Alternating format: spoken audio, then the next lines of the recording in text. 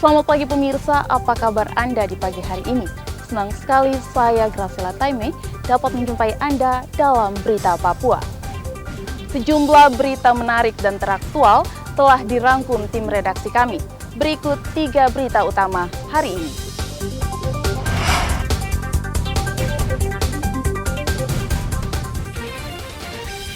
Maskapai Sam Air masih menunggu data antemortem dari 3 penumpang.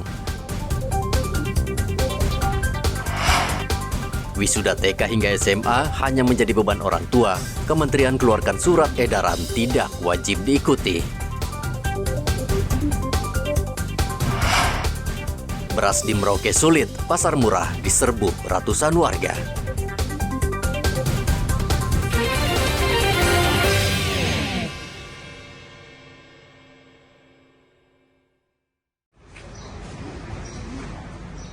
Maskapai Sam Air memastikan baru 3 keluarga korban pesawat karavan yang jatuh di Kabupaten Yalimo yang datang ke pos antemortem Bitdokes, Polda Papua. Ketiga keluarga tersebut yakni keluarga pilot dan kopilot serta 1 keluarga penumpang. Pengelola maskapai Sam Air mengatakan keluarga penumpang yang belum memberikan data akan difasilitasi ke Jayapura ketika evakuasi sudah dilakukan. Dari pihak keluarga korban kurang lebih sekitar 3 yang sudah diambil. Untuk awak pesawat? Dengan awak pesawatnya itu, karena belum keluarga korban sebagian masih ada di Yalimo, di LL5. Yang 4 korban itu keluarganya belum, tapi nanti akan turun ke sini juga. Iya, nanti kami dari Sam Air tentunya akan memfasilitasi. Yang saat ini sudah kita jalankan ada sekitar 3. Hingga Selasa sore evakuasi korban pesawat Sam Air belum bisa dilakukan karena 6 orang tim SAR gabungan TNI Polri yang sudah di sekitar lokasi masih sulit mencapai bangkai pesawat yang berada di tebing setinggi 6.800 kaki. Tim terpaksa harus memutar tebing untuk mencapai lokasi. Saat tiba di lokasi, tim akan mengumpulkan para korban lalu diangkut menggunakan tali karena helikopter tidak bisa mendarat. Pesawat milik maskapai Sam Air Jumat pekan lalu hilang kontak 7 menit setelah lepas landas dari Bandara Elelim, Kabupaten Yalimo menuju ke Kampung Piok, Distrik Welarek. Diduga pesawat menabrak tebing karena cuaca buruk. Berikut data kru dan penumpang. Pilot Kapten Hari Permadi, kopilot Levianus Murib, penumpang Bartolomeus, Ebet Heleron, Hermina Heleron, dan Klimpuni. Arthur melaporkan dari Kabupaten Jayapura, Papua.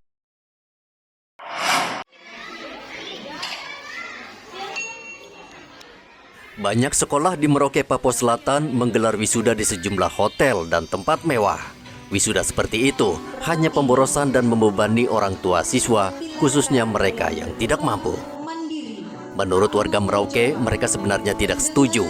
Namun karena sudah ditentukan sekolah, mereka hanya bisa pasrah. Terkait dengan penamatan dilakukan oleh sejumlah sekolah ini, sebagai orang tua, seperti apa tanggapan Ibu?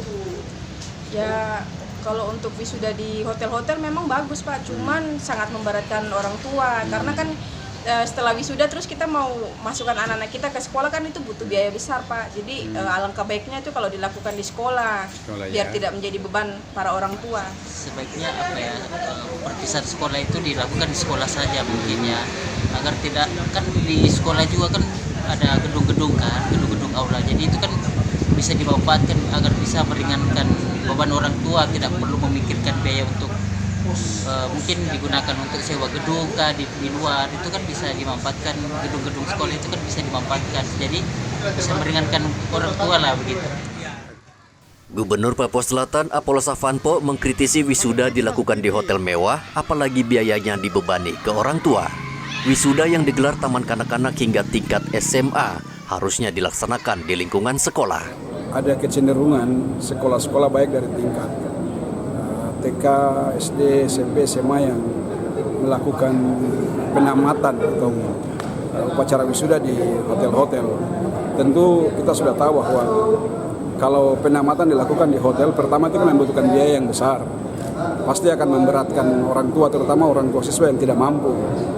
Yang kedua, sebenarnya rasa bangga dan cinta siswa itu terhadap sekolahnya, terhadap alma maternya, itu akan jauh tertanam di dalam hati sanubari apabila peristiwa-peristiwa penting semacam itu dilakukan di sekolahnya.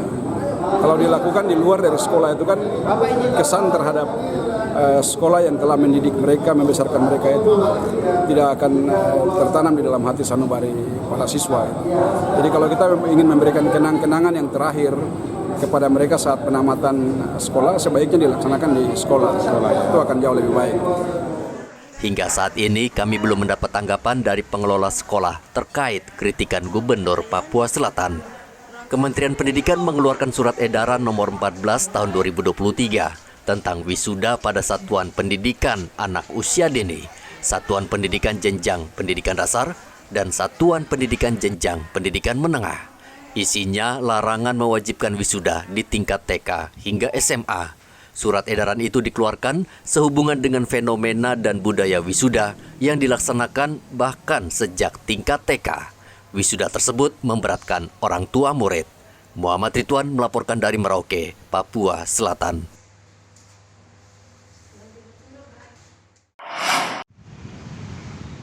Pengurus Pusat Muhammadiyah Jakarta memutuskan perayaan Hari Raya Idul Adha akan dilaksanakan pada hari ini. Pengurus Muhammadiyah Merauke juga memutuskan sholat Idul Adha akan dilaksanakan di halaman kantor Bupati Merauke dan dihadiri seluruh warga Muhammadiyah. Kendati sholat Idul Adha dilaksanakan pada hari ini, pengurus Pusat Muhammadiyah tetap akan menyembelih kurban pada Kamis pagi. Dari warga Muhammadiyah Kota Merauke, insya Allah akan melaksanakan sholat Idul Adha pada hari Rabu di lapangan Pemda Merauke.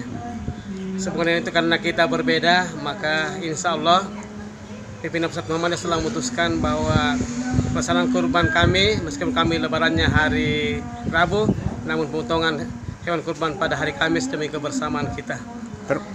Termasuk pendistribusian hewan kurban itu, Pak? Distribusinya insya Allah pada hari Kamis sampai selesai.